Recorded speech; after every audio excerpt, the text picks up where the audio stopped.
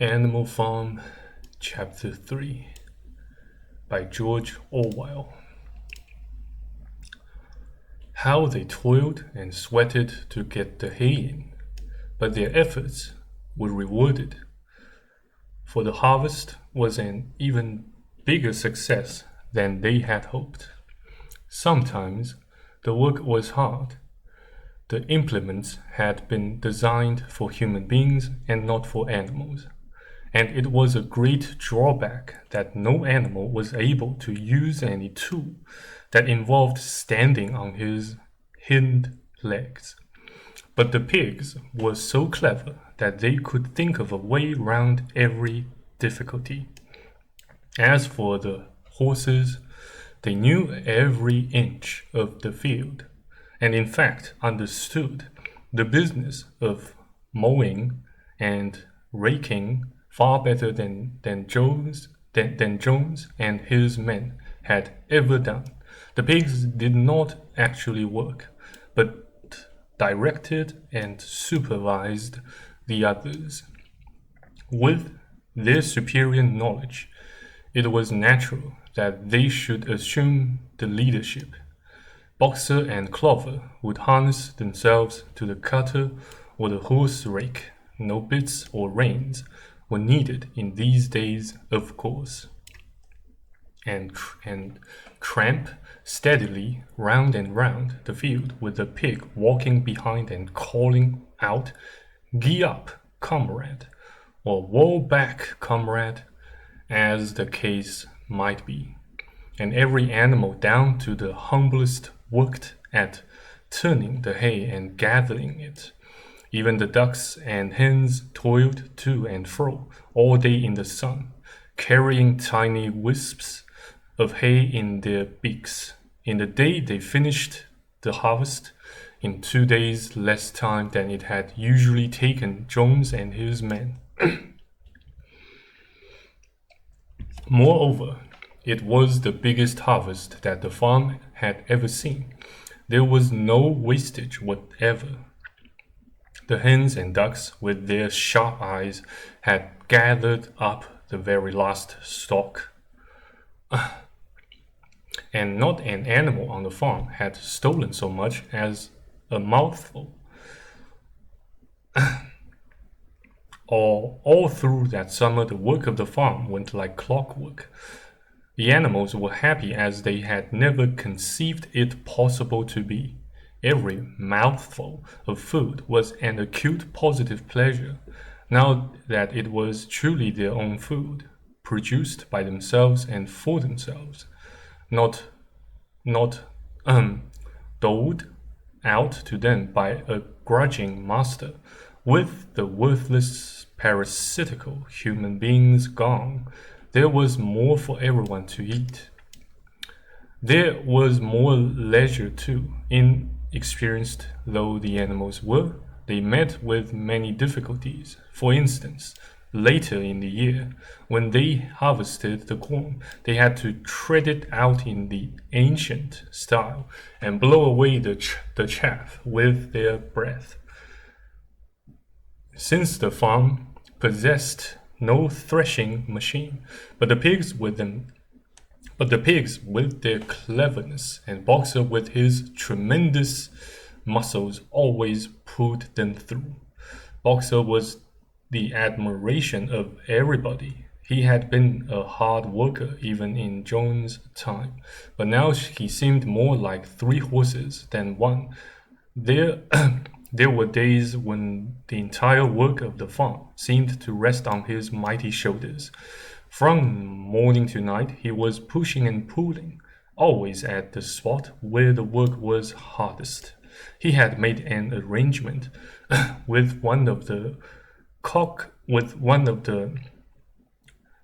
cockerels to call him in the morning half an hour earlier than anyone else, and would put in some volunteer labor at whatever seemed to be most needed. Before the regular day's work began, his answer to every problem, every setback, was "I will work harder," which he had adopted as his personal motto. But everyone worked according to his capacity. The hens and ducks, for instance, saved 5 bushels of corn at the harvest by gathering up the stray grains. Nobody stole, nobody grumbled over his rations. The quarreling and biting and jealousy, which had been normal features of life in the old days, had almost disappeared. Nobody shirked, or almost nobody. Molly, it was true, was not good at getting up in the mornings and had a way of leaving work early on the ground that there was a stone in her hoof, and the behavior of the cat was somewhat peculiar. It was soon noticed that when there was work to be done, the cat would never be found. She would vanish for hours on end, and then reappear at meal times, or in the evening after work was over, as though nothing had happened. But she always made such excellent excuses, and purred so affectionately, that it was impossible not to believe in her good intentions. Old Benjamin, the donkey, seemed quite unchanged since the rebellion. He did his work in the same slow, obstinate way as he had done in John's time, never shirking and never volunteering for extra work either. About the rebellion and its results he would express no opinion. When asked whether he was not happier now that John was gone, he would say only donkeys live a long time. None of you has ever seen a dead donkey. And the other had to be content with this cryptic answer. On Sundays there was no work. Breakfast was an hour later than usual, and after breakfast there was a ceremony which was observed every week without fail. First came the hoisting of the flag. Snowball had found in the harness room an old green tablecloth of Mrs. Jones, and had painted on it a hoof and a home in white. This was run up the flagstaff in the farmhouse garden every Sunday morning. The flag was green, Snowball explained, to represent the green fields of England, while the hoof and horn signified the future republic of the animals which would arise when the human race had been finally overthrown. After the hoisting of the flag, all the animals trooped into the big barn for a general assembly, which was known as the meeting. Here the work of the coming week was planned out and resolutions were put forward and debated. It was always the pigs who put forward the resolutions. The other animals understood how to vote, but could never think of any resolutions of their own. Snowball and Napoleon were by far the most active in the debates, but it was noticed that these two were never in agreement. Whatever suggestion either of them made, the other would be counted on to oppose it. Even when it was resolved a thing, no one could object to in itself to set aside the small paddock behind the orchard as a home of rest for animals who were past work. There was a stormy debate over the correct retiring age for each class of animal. The meeting always ended with the singing of Beasts of England, and the afternoon was given up to recreation. The pigs had set aside the harness room as a headquarters for themselves. Here in the evenings they studied blacksmithing, carpentering, and other necessary arts from books which they had brought out of the farmhouse. Snowball also busied himself with organizing the other animals into what he called animal committees. He was in the indefatigable at this. He formed the Egg Production Committee for the hens, the Clean Tails League for the cows, the Wild Comrades Re-Education Committee. The object of this was to tame the rats and rabbits, the Whiter Wool Movement for the sheep, and various others, besides instituting classes in reading and writing. On the whole, these projects were a failure. The attempt to tame the wild creatures, for instance, broke down almost immediately. They continued to behave very much as before, and when treated with generosity, simply took advantage of it. The cat joined the re-education committee and was very active in it for some days. She was seen one day sitting on a roof and talking to some sparrows who were just out of her reach. She was telling them that all animals were now comrades, and that any sparrow who chose could come and perch on her paw. But the sparrows kept their distance. The reading and writing classes, however, were a great success. By the autumn, almost every animal on the farm was literate in some degree. As for the pigs, they could already read and write perfectly. The dogs learned to read fairly well, but were not interested in reading anything except the 7 commandments. Muriel the goat could read somewhat better than the dogs, and sometimes used to read to the others in the evenings from scraps of newspaper which she found on the rubbish heap. Benjamin could read as well as any pig, but never exercised his faculty. So far as he knew, he said, there was nothing worth reading. Clover learned the whole alphabet.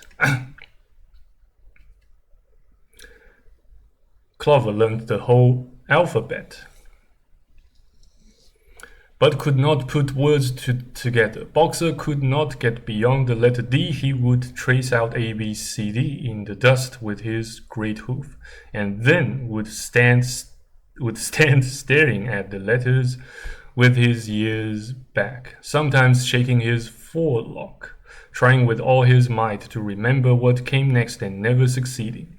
On several occasions, indeed, he did learn E, F, G, H, but by the time he knew them, it was always discovered that he had forgotten A, B, C, and D. Finally, he decided to be content with the first 4 letters and used to write them out once or twice every day to refresh his memory. Molly refused to learn any but the 6 letters, which spelled her own name. She would form these very neatly out of pieces of twig, and would then decorate them with with a flower or 2 and walk round them admiring them. None of the other animals on the farm could get further than the letter A. It was also found that the stupider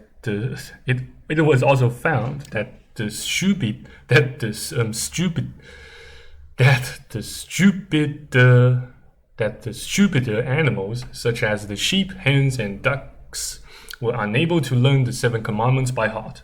After much thought, Snowball declared that the 7 commandments could in effect be reduced to a single maxim, namely 4 legs good, 2 legs bad.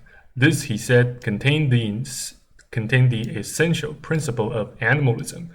Whoever had thoroughly grasped it would be safe from human influences. The birds at first objected, since it seemed to them that they also had 2 legs, but Snowball proved to them that this was not so. A bird's wing, comrades, he said, is an organ of propulsion,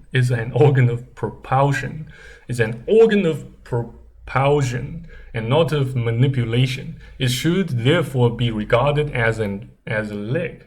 The distinguishing mark of man is the hand, the instrument with which he does all his mischief. The birds did not understand Snowball's long words, but they accepted his explanation, and all the humbler animals set to work to learn the new maxim by heart. 4 legs good, 2 legs bad, was inscribed on the end wall of the barn, above the 7 commandments and in bigger letters. When they had once got it by heart, the sheep developed a great liking for this maxim, and often as they lay in the field, they would all start bleating, 4 legs good, 2 legs bad, 4 legs good, 2 legs bad, and keep it up for hours on the end, never growing tired of it. Napoleon took no interest in Snowball's committees. He said that the education of the young was more important than anything that could be done for those who were already grown up. It happened that Jessie and Bluebell had both whelped soon after the hay harvest, giving birth between them to 9 sturdy puppies. As soon as they were weaned, Napoleon took them away from their mothers, saying that he would make himself responsible for their education. He took them up in a loft which could only be reached by a ladder from the harness room, and they kept them in such seclusion that the rest of the farm soon forgot their existence. The mystery of where the milk went to was soon cleared up. It was mixed every day into the pig's mash. The early apples were now ripening, and the grass of the orchard was littered with windfalls. The animal had assumed as a matter of course that these would be shared out equally.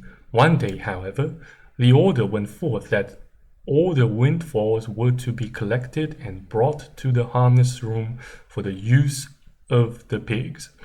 At this, some of the other animals murmured, but it was no use. All the pigs were in full agreement on this point. Even Snowball and Napoleon. Squealer was sent to make the necessary explanations to the others. Comrades, he cried, you do not imagine, I hope, that we pigs are doing this in a spirit of selfishness. Comrades, he cried, you do not imagine, I hope, that we pigs are doing this in a spirit of selfishness and privilege. Many of us actually dislike milk and apples. I dislike them myself.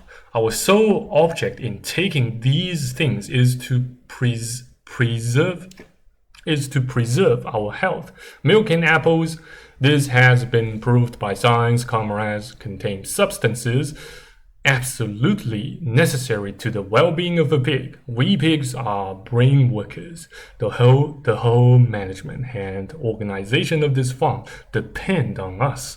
Day and night we are watching over your welfare. It is for your sake that we drink that milk and eat those apples. Do you know what would happen if we pigs failed in our duty? Jones would come back. Yes, Jones would come back. Surely, comrades, cried Squealer almost pleadingly, skipping from side to side and whisking his tail. Surely there is no one among you who wants to see Jones come back. Now, if there was one thing that the animals were completely certain of, it was that they did not want Jones back. When it was put to them in this light, they had no more to say. The importance of keeping the pigs in good health was all too obvious. The importance of keeping the pigs in good health was all too obvious. So it was agreed without further agreement that the milk and the windfall apples and also the main crop of apples when they ripened should be reserved for the pigs alone. Oh my god. This chapter is so long, man. So long.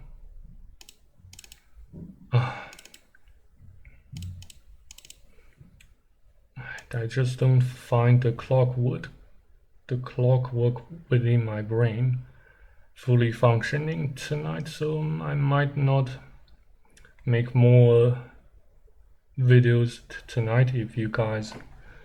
If I can beg your guys' pardon. Yeah, so just show you this meme to conclude this video, to conclude this filming session. So I hope to see you around. God bless, and if God willing, I hope to see you guys around in my next videos on YouTube. Bye bye. Take care. See you.